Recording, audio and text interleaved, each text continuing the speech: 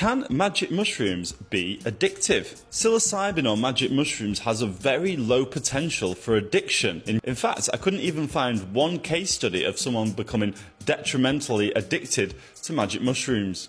Not saying it's never happened to anyone, just saying I couldn't find even one example of it. Psilocybin molecules have not been seen to change the supply of any endogenous neurotransmitters, nor do they affect activation of neural receptors through the use of the brain's existing neurotransmitters, like coke or MDMA does, for instance. Instead, psilocybin molecules seem to mediate their effects through activating 2A serotonin receptors whilst leaving the brain's existing supply of serotonin untouched.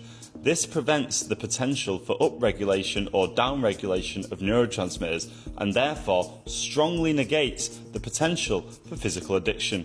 That's according to DrugScience. Another factor here is your body's tolerance to mushrooms goes up very, very high, very quickly.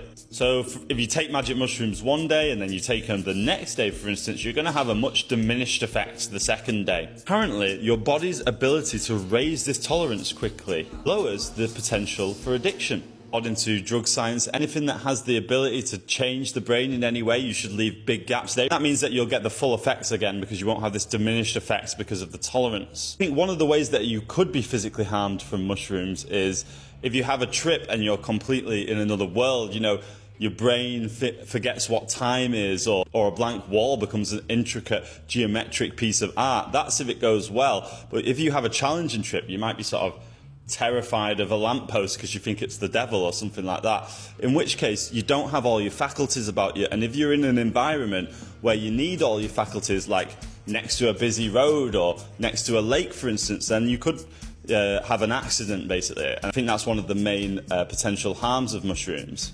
Researchers suggest if you have a family history of schizophrenia or psychosis, don't use it at all.